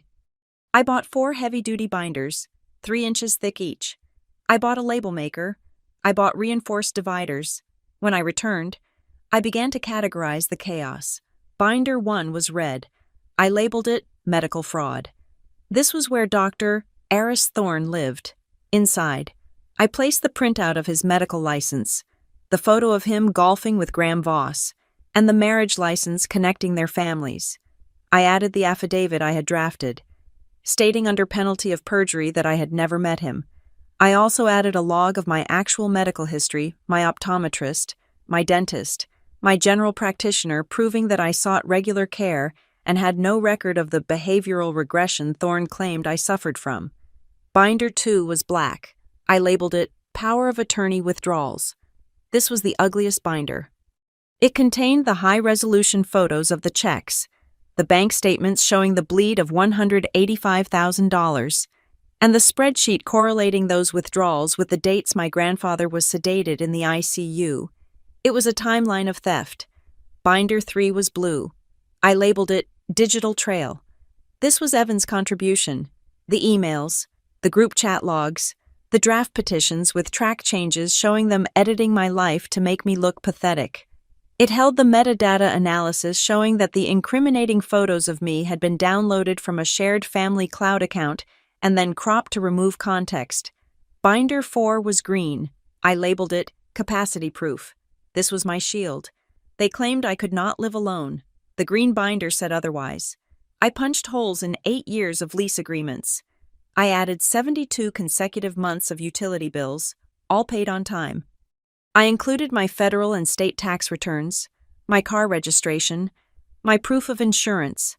I added my performance reviews from Summitvale documents that praised my exceptional attention to detail and reliability. I printed out the syllabus for the paralegal course I had completed at night, showing a 4.0 GPA. It was boring, it was bureaucratic, and it was undeniable. You cannot argue that a woman who files her taxes 3 weeks early is incapable of understanding a deadline.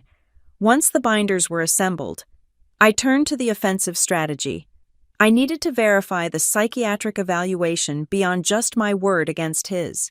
I looked up the address listed on Dr. Thorne's letterhead. It was a medical suite in Denver. I called the main reception number for the building, not the number on the letterhead. "Good morning," I said, keeping my voice professional. "I am verifying a patient visit for insurance purposes. Could you confirm if Dr. Eris Thorne saw a patient at your facility on September 12th? The receptionist typed for a moment. Dr. Thorne. He rents space here on Tuesdays and Thursdays. But looking at the log, no, he wasn't in on September 12th. That was a Saturday. The building is locked on weekends. I felt a surge of cold satisfaction. Could you send me an email confirming the building hours and Dr. Thorne's access log for that week? I asked. It is for a legal dispute regarding a billing error. She hesitated. I can send you the building hours. That is public information. That will be sufficient. I said. 10 minutes later, I had the email. Dr. Thorne had claimed to evaluate me on a day when his office was closed. I printed the email and added it to the red binder. Next, the forensics. My phone buzzed. It was an email from Vanguard Forensic Accounting. The subject line was Preliminary Analysis Hale Estate Checks. I opened the attachment. It was 18 pages long. The language was dense, but the conclusion was blunt. Conclusion: the signatures on checks 402 through 415 exhibit signs of mechanical reproduction. Microscopic analysis reveals identical stroke width and lack of pen lifts consistent with natural handwriting. Furthermore, the signatures on checks dated March 18th and April 2nd are geometrically identical when overlaid, which is a statistical impossibility for handwritten signatures. It is the professional opinion of this firm that these signatures are simulations. They had used a machine. My mother and sister hadn't even bothered to forge the signature by hand. They had used a stamp or a printer. They were lazy criminals. They were so used to no one checking their work that they had gotten sloppy. I forwarded the report to my printer. The sound of the machine whirring was the only music I needed. Now, I had to file. I sat down at my laptop to draft my objection to petition for appointment of conservator. I did not use emotional language.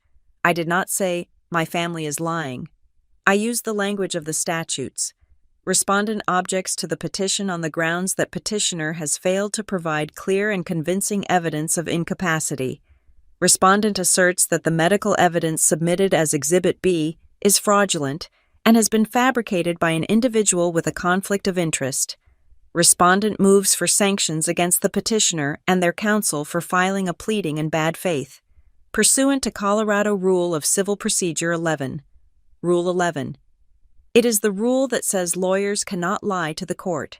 If they do, they can be fined, sanctioned, or disbarred. I wasn't just defending myself. I was aiming for Graham Voss's license. I hit print. Then, I prepared my cross-examination script. I wouldn't be the one asking the questions I couldn't cross-examine from the witness stand, but I could submit questions for the judge to ask, or I could present them as rhetorical points in my opening statement. I wrote them down on index cards. Question: who paid for Dr. Thorne's evaluation answer, Graham Voss? Question: who provided the background history for the evaluation answer, Sloan Parker? Question: who had access to Warren Hale's checkbook on March 18th? Answer: Diane Parker. It was a circle, a tight, vicious circle of complicity. At 4 o'clock in the afternoon, my phone rang. I looked at the caller ID. It was a number I recognized from the letterhead. Graham Voss. I let it ring. It rang 4 times. Then it stopped. A minute later, it rang again. He was nervous. Lawyers like Voss don't call pro se defendants twice unless they are worried. He had probably seen the notification that I had hired a forensic accountant. The firm might have contacted the bank, and the bank might have notified the account holders. I picked up the phone. I pressed the record button on my external recorder. "This is Melody." I said, "Melody, hi." Voss said. His voice was warm, dripping with fake camaraderie. It sounded like he was calling to invite me to a barbecue. "I'm glad I caught you.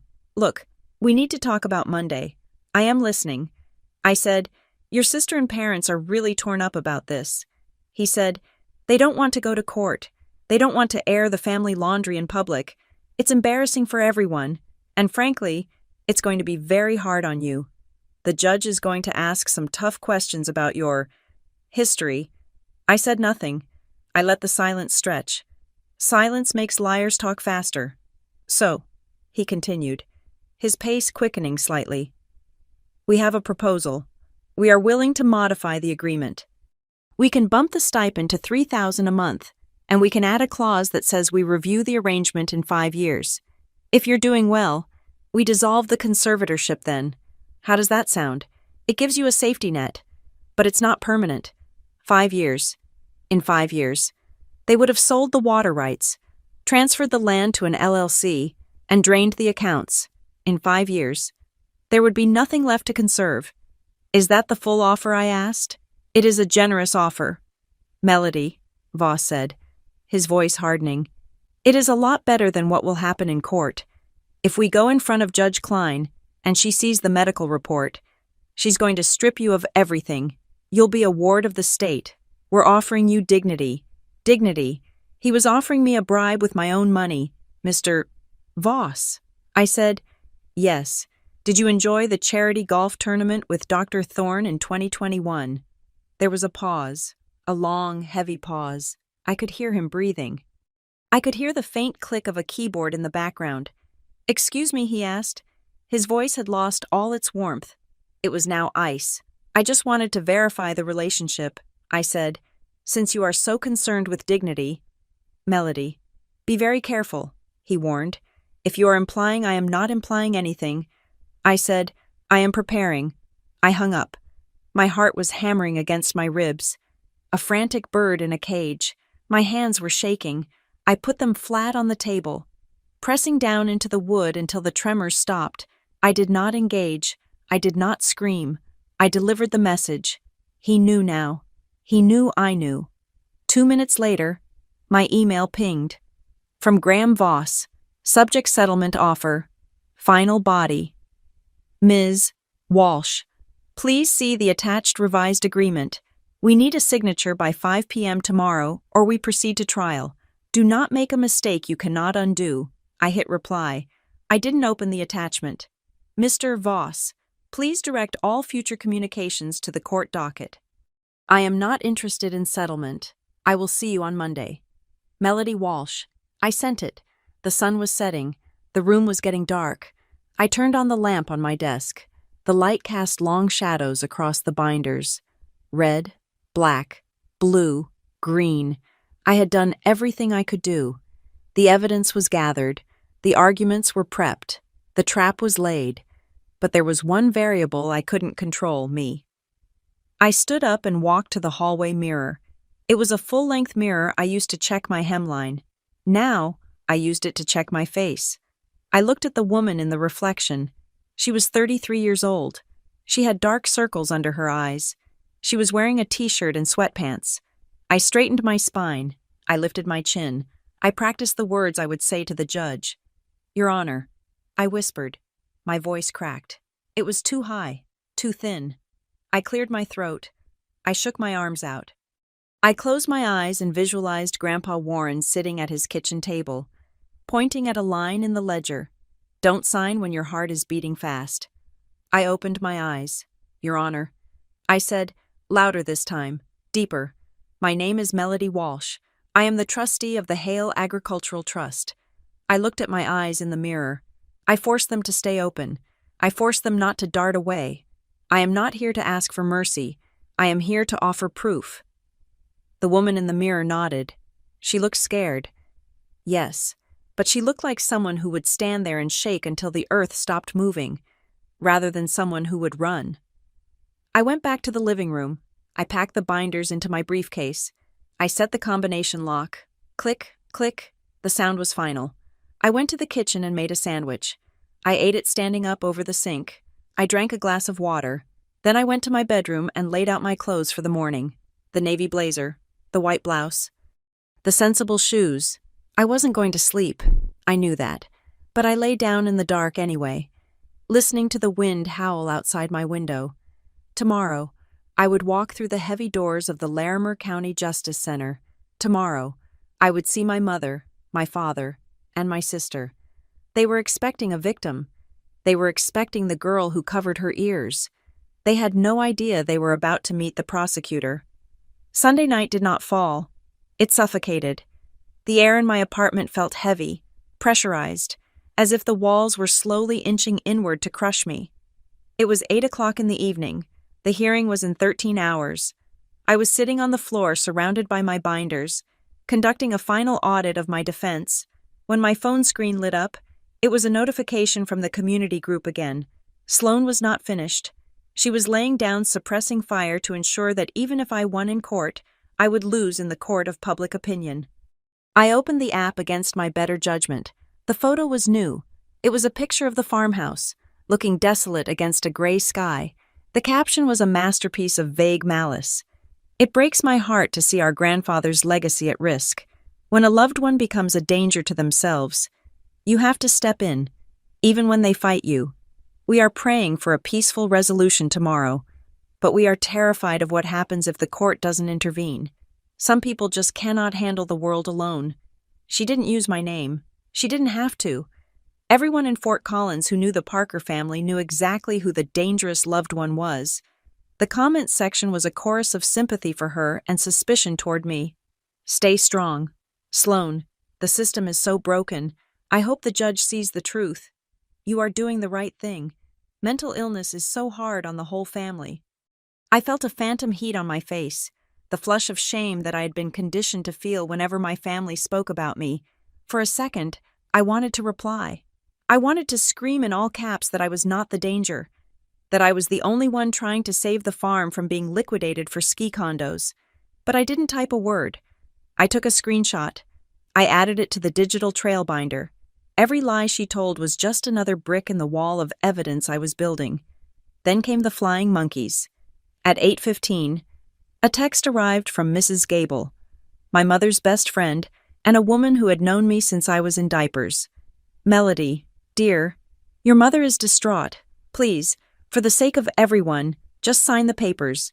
Give the power of attorney to Mark. You don't want to cause a scene in court. You know how you get when people look at you. Just stay home. You know how you get. The phrase was a trigger. It was designed to remind me of the little girl who hid under tables. It was meant to make me feel small. I looked at the phone.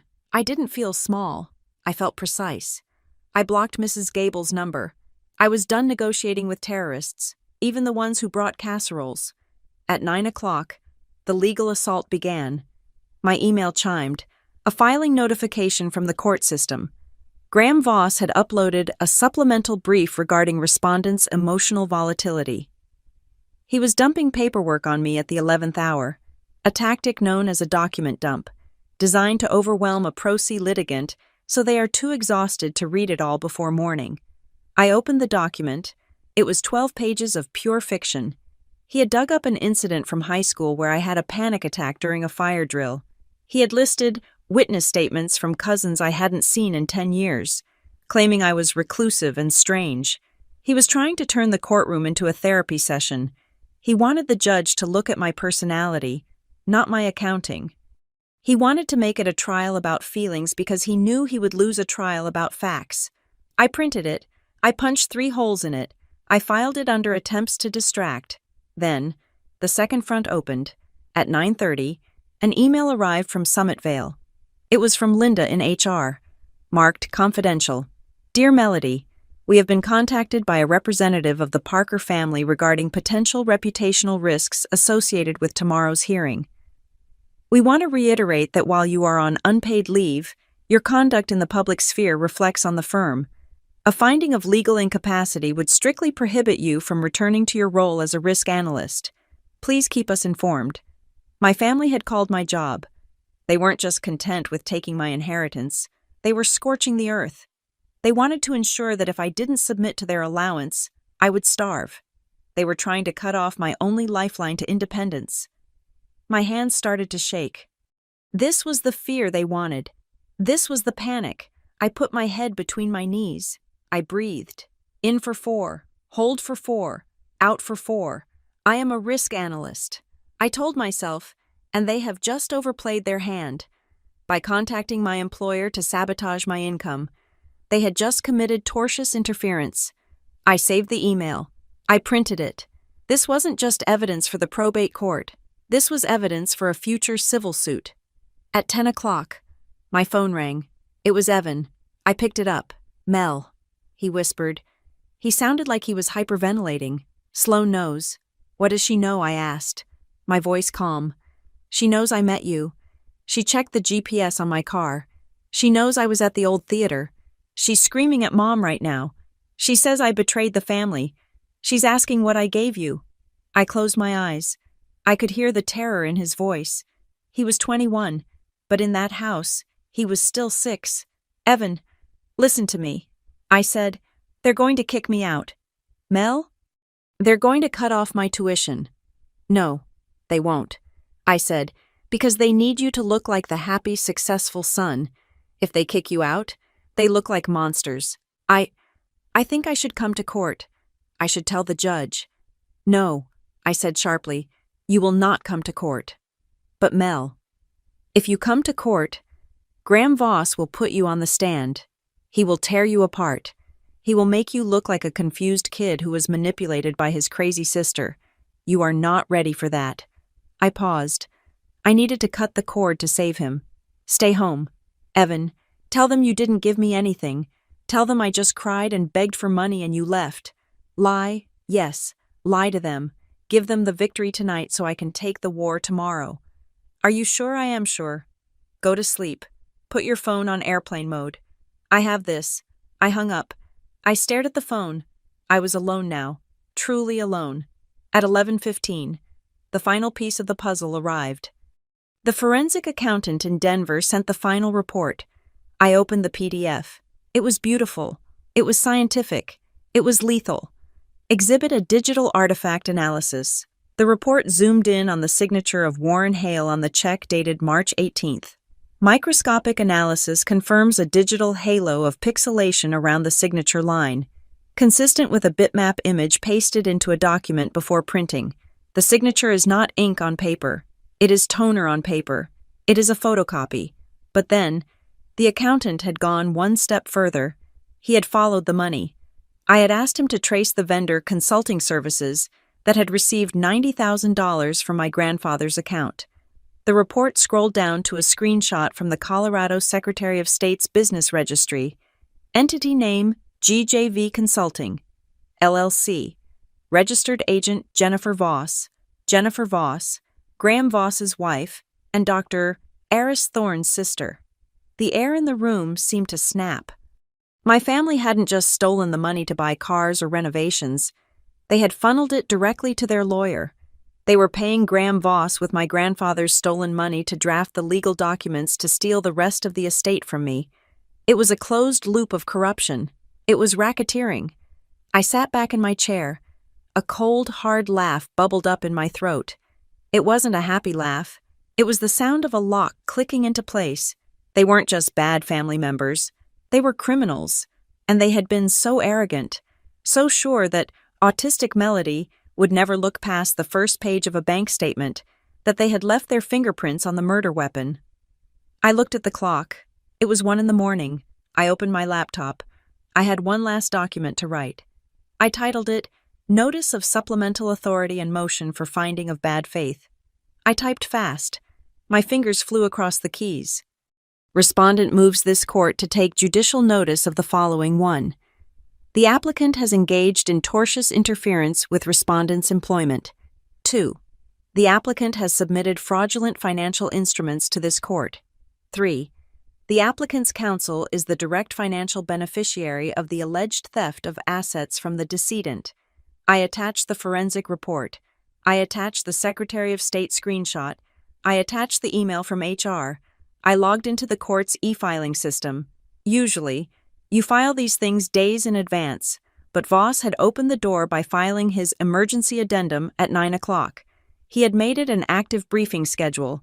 I uploaded my file. I hit submit. The screen flashed. Filing accepted. Timestamp 1:42 a.m. It was done. The bomb was in the building. When Judge Klein opened her docket in the morning, she would see Voss's sob story about my panic attacks. And right underneath it, she would see the proof that Voss was laundering money from a dead man.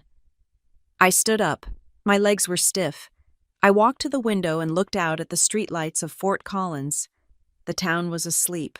My parents were asleep, probably dreaming of the retirement cruises they would take with my money. Sloan was asleep, dreaming of being the hero of her own tragedy. They thought tomorrow was going to be a lecture. They thought they were going to sit there with sad faces while the judge scolded me for being unable to count change. I turned back to the room. I picked up the 4 binders. I placed them into my locking briefcase. Red, black, blue, green.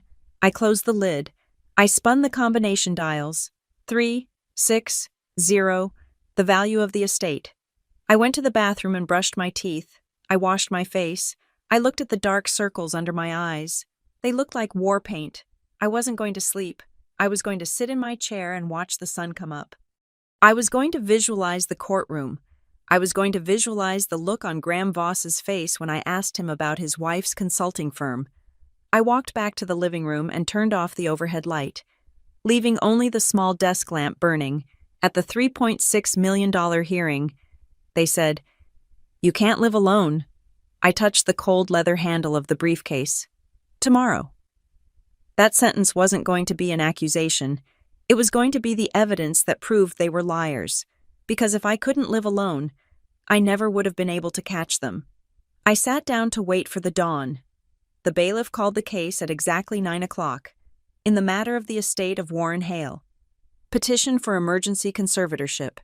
I sat alone at the defendant's table. My briefcase was closed in front of me. To my right, the plaintiff's table was a tableau of performative grief. My mother, Diane, had added a lace handkerchief to her ensemble. My father, Mark, was staring at his shoes. Sloane was sitting upright, radiating the self-righteous energy of a woman who believes she is the protagonist of a tragedy, and Graham Voss sat with his chest puffed out, arranging his papers with the confidence of a man who has already spent the commission he expects to earn. Judge Judith Klein entered. The room stood. She sat down, her face hard and unreadable, and looked over her spectacles at Voss. "Proceed, Mr. Voss," she said, "and be brief. I have a full docket." Voss stood up. He buttoned his jacket. He used his deep, sorrowful voice, the one he probably practiced in the mirror. "Your Honor," he began, "we are here with heavy hearts. This is not a dispute about money. This is a rescue mission.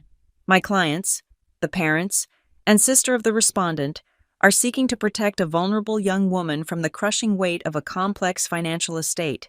He gestured toward me, but he did not look at me. "Melody Walsh has a lifelong history of developmental challenges. She suffers from autism spectrum disorder, which manifests as severe social withdrawal, rigidity, and an inability to process complex, real-world variables. We have submitted a medical evaluation confirming she lacks the executive function to manage $3.6 million in assets." Sloane let out a small, audible sob. It was perfectly timed. Voss continued, "She cannot live alone, Your Honor. She retreats into headphones to avoid reality. To leave this estate in her hands is to invite disaster. We simply ask that the family be appointed as guardians to preserve the legacy." He sat down. He looked satisfied. He thought he had painted a masterpiece. Judge Klein turned her gaze to me. She looked at the empty chair beside me. She looked at the lack of a suit-wearing attorney whispering in my ear. "Ms. Walsh," she said, "I see you have not listed representation in the file." I stood up. I smoothed the front of my blazer. I did not look at my family. I looked directly at the bench. "Who is representing you in this matter?" the judge asked. "What is your lawyer's name?" I placed my hand on the handle of my briefcase. Click, click, the sound echoed in the quiet room. "Melody Walsh," I said, my voice steady and clear. "Counsel for the respondent." A ripple of confusion went through the plaintiff's table. I saw Voss frown. I saw Sloane lean forward. They were expecting me to stutter. They were expecting me to say, "I couldn't find one." They were not expecting me to claim the title. "I am appearing pro se."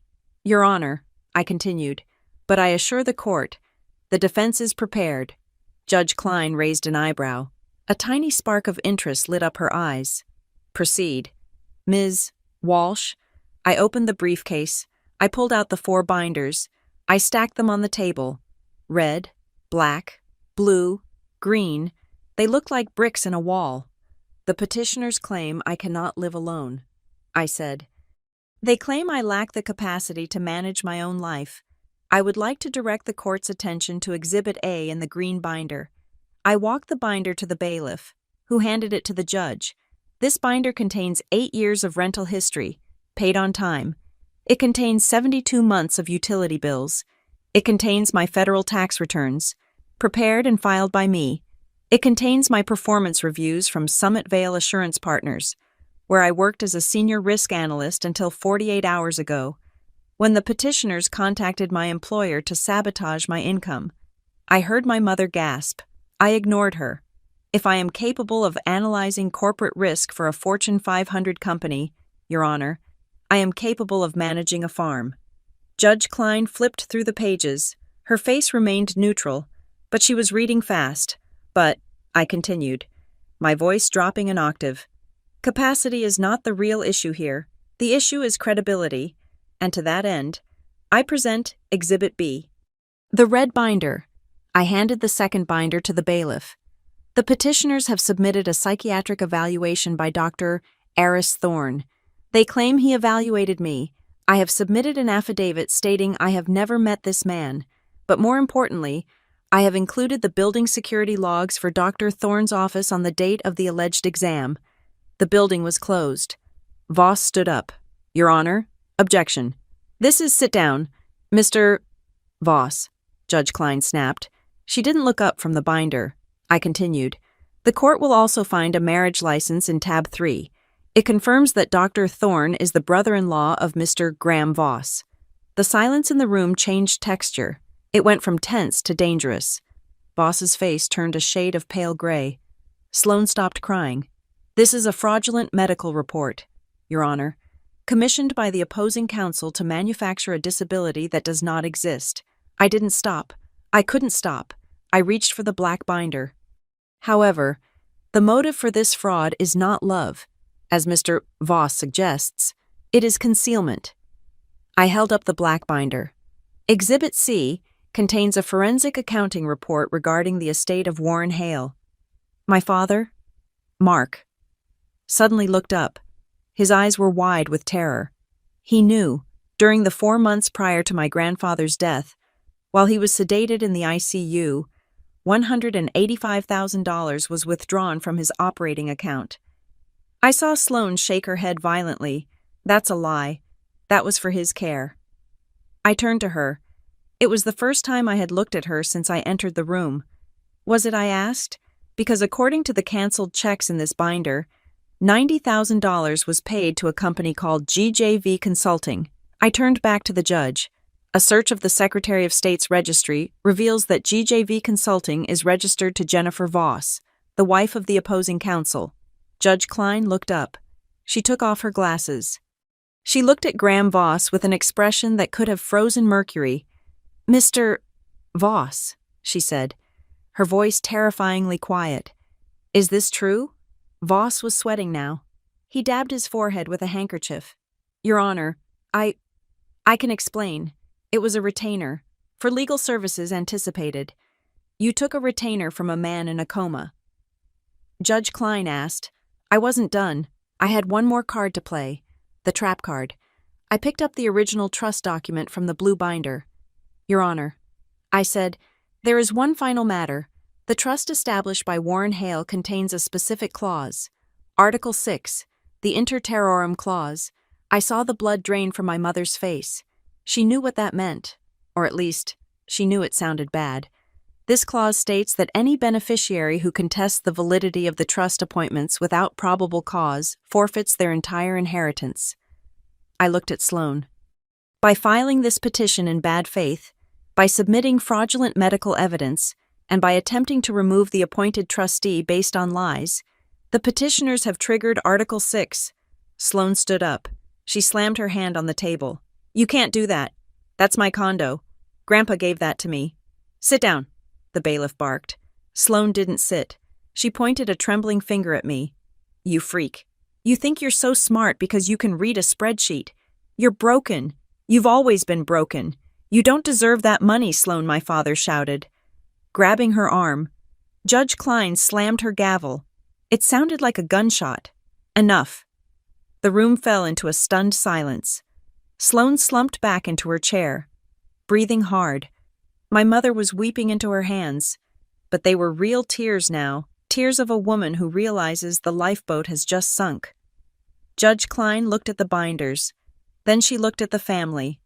I have seen enough, she said. The evidence presented by the respondent is overwhelming. The petition for conservatorship is denied with prejudice. She turned her eyes to Graham Voss. Mr. Voss, you are hereby sanctioned for filing in bad faith.